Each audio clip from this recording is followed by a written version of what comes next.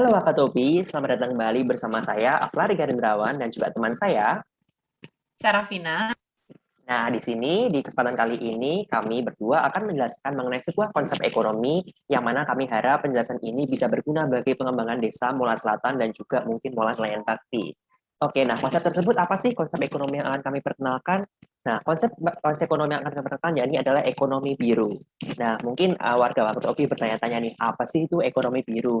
Nah, ekonomi biru sendiri, yakni merupakan sebuah konsep yang melakukan efisiensi dalam pengelolaan sumber daya yang berpedoman pada pendekatan nirlimbah atau zero waste, inklusi sosial, pemerataan sosial, dan kesempatan kerja bagi orang miskin dengan menggunakan inovasi dan adaptasi serta membuat adanya efek ekonomi pengganda. Istilah ekonomi biru pertama kali diperkenalkan pada tahun 2010 oleh Gunther Pauli melalui bukunya yang berjudul The Blue Economy, 10 Years, 100 Innovation, and 100 Million Jobs. Ekonomi biru menerapkan logika ekosistem, yaitu logika ekosistem yang selalu bekerja menuju tingkat efisiensi lebih tinggi untuk kemudian mengalirkan nutrien dan energi tanpa limbah untuk memenuhi kebutuhan dasar bagi semua kontributor dalam suatu ekosistem. Nah, ekonomi biru ini menitik beratkan pada inovasi dan kreativitas yang meliputi variasi produk, efisiensi sistem produksi, dan juga penataan sistem manajemen sumber daya.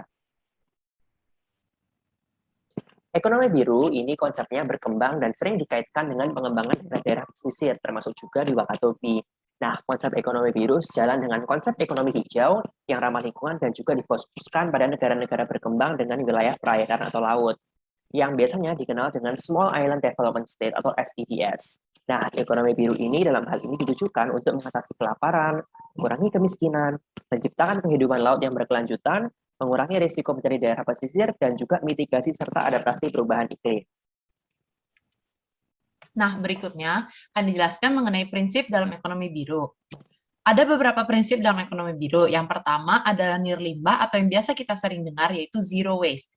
Prinsip ini menekankan sistem siklikal atau sebuah siklus di mana dalam proses produksi sehingga tercipta produksi bersih. Setiap proses produksi atau ekstraksi sumber daya selalu ada limbah atau sisa produksinya. Nah, limbah dan sisa produksi ini akan digunakan kembali untuk produk lain agar menciptakan tidak ada limbah atau zero waste. Yang kedua adalah inklusi sosial.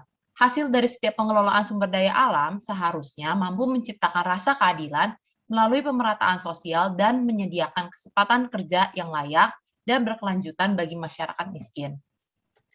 Prinsip yang ketiga adalah inovasi dan adaptasi. Inovasi dan adaptasi yang memperhatikan prinsip hukum fisika dan sifat alam yang adaptif dapat diterapkan dalam kegiatan ekonomi biru.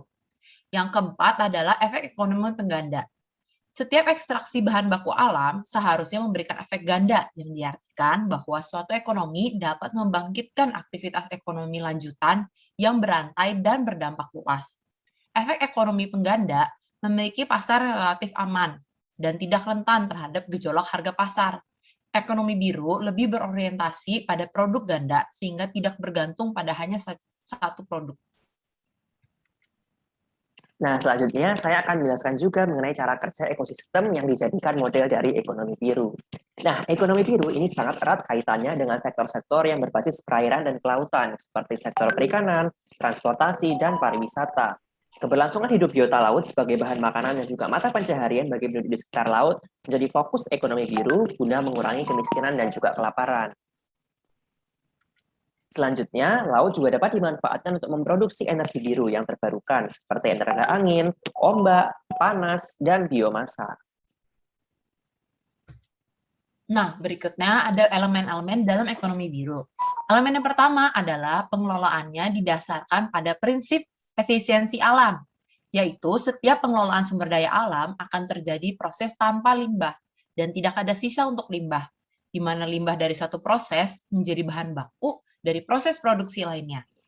Yang kedua adalah inovasi dan kreativitas, di mana dalam ekonomi biru ini akan melahirkan bisnis yang inovatif dan kreatif untuk melipat gandakan hasil, memperluas lapangan pekerjaan, namun tidak merusak lingkungan. Dan yang ketiga adalah kepedulian sosial, di mana akan terjadi peningkatan pendapatan, lebih banyak menghasilkan, lebih banyak juga menyerap tenaga kerja, dan lebih banyak peluang usaha bagi masyarakat. Nah, selanjutnya saya juga akan menjelaskan mengenai tahapan implementasi dari ekonomi biru. Sebelum suatu daerah mau mengimplementasikan ekonomi biru, ada beberapa tahapan-tahapan yang perlu dilakukan atau perlu dijalankan oleh daerah tersebut atau daerah maupun suatu negara. Nah, yang pertama yakni menetapkan agenda implementasi ekonomi biru. Dan yang kedua, lalu dilanjutkan dengan koordinasi dalam menetapkan kebijakan ekonomi biru. Yang ketiga, negara harus menetapkan kebijakan ekonomi biru sebagai bagian dari program nasional, yang mana untuk saat ini Indonesia pun sudah memasukkan ekonomi biru tersebut sebagai bagian dari program-program nasional. Yang keempat, yakni identifikasi dan juga penetapan sektor yang dipilih untuk dikembangkan di dalam prinsip ekonomi biru. Dan yang kelima, ada definisi dan juga perencanaan kebijakan ekonomi biru. Yang keenam, ada implementasi dan juga kebijakan dari implementasi dari kebijakan ekonomi biru tersebut. Dan yang terakhir, yakni monitoring dan juga evaluasi dari penerapan atau implementasi sistem ekonomi biru. Berikutnya, kita akan menjabarkan mengenai potensi penerapan ekonomi biru di Indonesia. Bagaimana sih keadaan ekonomi biru itu di Indonesia? Nah, konsep ekonomi biru sendiri itu sangat cocok dengan negara-negara yang wilayah perairannya cukup luas, seperti salah satunya ya negara kita, Indonesia. Sekitar 75% dari total wilayah kedaulatan Indonesia tuh merupakan wilayah perairan yang terdiri dari laut teritorial, zona ekonomi eksklusif, dan laut 12 mil. Wilayah laut Indonesia yang sangat luas ini merupakan potensi yang penting dan perlu dipelihara serta ditingkatkan kualitasnya. Berdasarkan statistika perikanan dan akuakultur pada tahun 2012 yang dilakukan oleh FAO, Indonesia menduduki peringkat kedua dalam produksi perikanan tangkap, lalu peringkat keempat dalam produksi perikanan budidaya. Dari sisi penyerapan tenaga kerja, sektor perikanan Indonesia tercatat menampung sekitar 2,7 juta tenaga kerja pada tahun 2012, menduduki peringkat keempat di dunia. Hal ini menunjukkan potensi yang dapat dikembangkan di masa yang akan datang. Kekayaan bawah laut merupakan salah satu modal Indonesia untuk menarik wisatawan baik asing maupun lokal. Kementerian Kelautan dan Perikanan atau KKP mencatat terdapat 108 kawasan konservasi perairan di Indonesia dengan luas total 15,78 juta hektar yang diharapkan dapat meningkat menjadi 20 juta hektar pada tahun 2020. Nah, keindahan bawah laut di beberapa provinsi di Indonesia yang sudah sangat mendunia yang kita ketahui juga seperti contohnya Bunaken, Raja Ampat, dan Pulau Wakatobi. Nah, tadi sudah dijelaskan mengenai bagaimana sih penerapan atau potensi ekonomi biru di Indonesia. Nah, selanjutnya saya di sini juga akan menjelaskan juga mengenai tantangan dari penerapan ekonomi biru yang terutama ada di Indonesia sendiri. Ada beberapa tantangan dari penerapan ekonomi biru di Indonesia. Yang pertama, yakni kurangnya kemampuan nelayan Indonesia.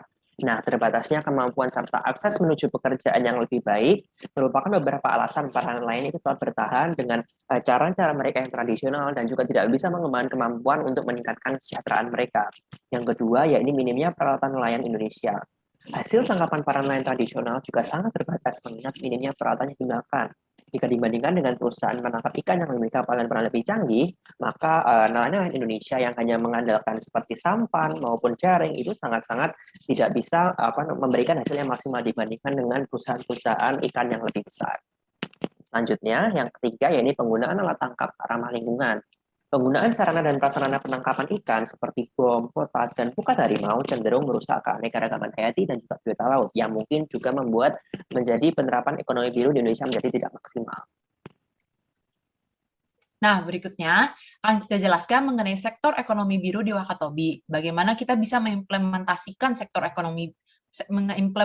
ekonomi biru itu di Wakatobi. Yang pertama ada sektor perikanan. Hal yang dapat kita kembangkan pertama adalah menggunakan alat tangkap ikan yang lebih modern dan efektif. Seperti yang kita ketahui, nelayan-nelayan di Wakatobi banyak yang masih menggunakan peralatan yang masih tradisional. Modernisasi perikanan pada nelayan suku Bajo dilakukan melalui penggunaan alat-alat yang digunakan serba modern seperti jaring pursein dan alat penampungan ikan atau yang kita ketahui seperti karamba yang berimplikasi meningkatkan produksi perikanan, meningkatkan pendapatan nelayan, tersedianya lapangan kerja baru, dan perubahan sosial sendiri pada nelayan suku Bajo, seperti terbentuknya stratifikasi pada masyarakat nelayan oleh faktor tingginya tingkat pendapatan. Berikutnya yang dapat kita lakukan adalah pengolahan hasil perikanan untuk meningkatkan harga jual. Seperti yang kita ketahui, banyak dari nelayan hanya menjual ikannya kepada pengepul-pengepul, belum banyak dilakukan pengolahan untuk hasil perikanan. Nah, masyarakat dapat mengolah ikan hasil tangkapan untuk meningkatkan harga jualnya dan juga meningkatkan kualitas produk agar lebih lama disimpan atau tidak mudah rusak. Ikan bisa dibuat menjadi produk olahan seperti nugget, keripik, dan juga bakso. Dan yang dapat kita lakukan berikutnya adalah pemanfaatan limbah perikanan. Dari setiap industri pasti akan menghasilkan limbah, tidak terkecuali dengan industri perikanan. Hal yang dapat kita lakukan pertama adalah membuat gelatin dari kulit dan tulang ikan. Gelatin merupakan polimer protein yang banyak dimanfaatkan oleh industri makanan dan juga farmasi karena sifatnya yang unik dan mempunyai fungsi yang beragam, seperti membuat jelly dan lain-lain. Nah, biasanya gelatin itu diperoleh dari kulit dan tulang babi ataupun sapi, dan hal ini menimbulkan masalah bagi konsumsi umat Islam dan juga Hindu. Nah, gelatin dari ikan merupakan jawaban yang tepat untuk mengatasi masalah tersebut. Mengingat kulit dan tulang ikan masih sering menjadi limbah yang menimbulkan masalah bagi lingkungan, nah maka pemanfaatan gelatin dari kulit dan tulang ikan ini memberikan peluang untuk meningkatkan nilai tambah sekaligus menjadi pilihan untuk menerapkan konsep zero waste serta merupakan implementasi nyata dari ekonomi biru. Yang kedua adalah kita dapat membuat biodiesel dari limbah minyak ikan. Nah, minyak ikan itu banyak ditemukan di daerah-daerah pengalengan ikan, pengolahan pindang, dan sebagainya. Umumnya mencemari lingkungan meskipun sudah mulai dimanfaatkan. Menggunakan minyak ikan tersebut untuk diproses menjadi biodiesel akan membuka peluang besar terutama karena ketersediaan cadangan minyak bumi semakin menipis. Nah, inovasi ini menawarkan peluang bagi penyediaan alternatif pengganti bahan bakar fosil dan juga memberikan peluang bagi daerah industri perikanan untuk memanfaatkan limbahnya menjadi produk yang bernilai tinggi dan mendapatkan penghasilan tambahan. Dan yang ketiga adalah membuat keripik dari duri atau tulang ikan. Pengolahan filet ikan menghasilkan limbah tulang ikan yang cukup besar jumlahnya dan belum juga banyak dimanfaatkan. Selain menjadi gelatin, salah satu bentuk pemanfaatannya dapat dengan menjadikan duri dan tulang ikan menjadi camilan stik yang berkalsium tinggi. Cara pengolahannya sangat sederhana dan mudah sehingga dapat dilakukan oleh seluruh lapisan masyarakat. Nah, tulang ikan itu dapat direbus, kemudian dikeringkan dan dihaluskan dengan menggunakan blender. Akan menghasilkan produk seperti bubuk yang halus dan dapat digunakan ketika kita membuat adonan keripik dan berbagai macam camilan. Produk yang dihasilkan merupakan makanan camilan yang banyak mengandung kalsium dengan tekstur yang renyah dan rasa yang gurih.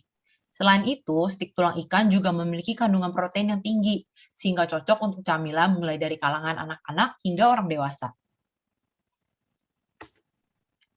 Nah, selanjutnya saya juga akan menjelaskan mengenai potensi Wakatobi dari sektor pariwisata.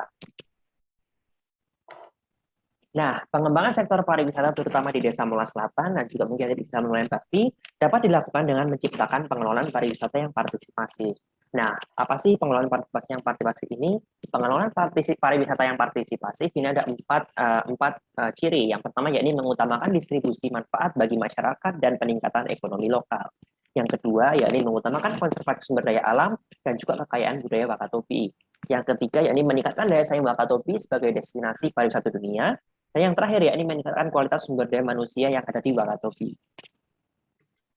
Nah, di masa pandemi ini, sektor pariwisata mengalami tantangan dikarenakan terbatasnya mobilitas masyarakat sehingga tidak ada orang-orang yang berangkat ke Wakatobi untuk melakukan pariwisata. Salah satu solusi yang dapat membantu mempertahankan sektor pariwisata di masa pandemi ini yaitu dengan melakukan virtual tour. Nah, referensi dari virtual tour ini yaitu dilakukan oleh Travel, yakni gambarnya sebagai berikut. Berikut adalah virtual tour yang dilakukan oleh Travel, yakni ada beberapa program-program yang bisa dilakukan bersama secara online, yakni membaca alam bersama Bajo Mola, kemudian ada ada melihat paus secara online dan sebagainya. Nah, ini bisa dilakukan oleh orang-orang Mola Selatan untuk kemudian bisa tetap bertahan di tengah pandemi ini dan juga mungkin bisa juga melakukan promosi di tengah pandemi ini kepada orang-orang yang nantinya setelah pandemi selesai akan berpotensi untuk ke Wakatobi. Selain itu, sumber daya yang ada di Desa Mola Selatan juga harus dikembangkan, seperti penginapan, akses ke daerah Mola Selatan, dan juga atraksi untuk turis sehingga menarik berturis untuk datang ke Mola Selatan. Atraksi untuk turis bisa dikembangkan dengan mengenalkan kebudayaan suku Bajo yang ada di Desa Mola Selatan. Hal ini dapat dilakukan dengan melakukan promosi seperti membuat video dokumentasi dan juga disebar melalui sosial media untuk meningkatkan ketertarikan orang terhadap Desa Mola Selatan. Nah, yang berikutnya, apa hubungan KKN PPM UGM dengan ekonomi biru? Pada tahun 2021, KKN PPM UGM mengusung tema Sustainable Development Goals atau SDGs, yaitu tujuan pembangunan berkelanjutan. Nah, bagaimana caranya kita membantu masyarakat di Desa Mola Selatan untuk berkembang mengikuti prinsip SDG? Aplikasi ekonomi dengan tujuan pembangunan berkelanjutan, di mana tujuan utama dari ekonomi biru adalah mengoptimalisasi sumber daya perairan untuk meningkatkan pertumbuhan ekonomi. Dalam pemanfaatannya, tetap mengikuti prinsip menjamin keberlanjutan usaha dan juga kelestarian lingkungan. Nah, selanjutnya saya juga akan menjelaskan mengenai program dari tim KKN Negeri Wakatobi yang berkorelasi dengan prinsip ekonomi biru yang kami harap ini juga bisa mengembangkan atau men-trigger atau menyebabkan adanya implementasi prinsip ekonomi biru secara tidak langsung di Wakatobi. Program kerja yang pertama yakni adalah penginisiasian bank sampah di Wakatobi yang akan mendukung salah satu prinsip dari ekonomi biru, yakni prinsip nirlimbah atau zero waste. Hal ini dikarenakan bank sampah menerapkan prinsip siklika atau ekonomi sirkular sehingga tidak ada sampah yang dihasilkan yang dapat merusak lingkungan. Lalu ada program kerja yang kedua, ini program Green Tourist Spot atau yang mana akan mendukung sektor pariwisata di Wakatobi dalam pemenuhannya sesuai dengan prinsip ekonomi biru. Dan program kerja yang ketiga, yakni ada program kerja sosialisasi diversifikasi hasil perikanan dan kelautan, sosialisasi pengolahan limbah hasil perikanan dengan menerapkan sistem zero waste, dan juga sosialisasi penanganan hasil perikanan yang baik yang akan mendukung penerapan prinsip ekonomi biru di sektor perikanan. Nah, Bapak Ibu yang berbahagia, tibalah kita pada penghujung presentasi tentang ekonomi biru pada sesi kali ini. Saya Afla Hendrawan dan juga teman saya Serafina memohon maaf apabila ada beberapa kata-kata yang kurang berkenan atau kurang pantas terhadap hati Bapak Ibu sekalian. Nah, kami harap presentasi ini dapat membuat Bapak Ibu tergerak untuk mengedepankan prinsip-prinsip ekonomi biru dalam menjalankan aktivitas ekonominya di Desa Mola Selatan maupun di Desa Mola Nelayan Bakti.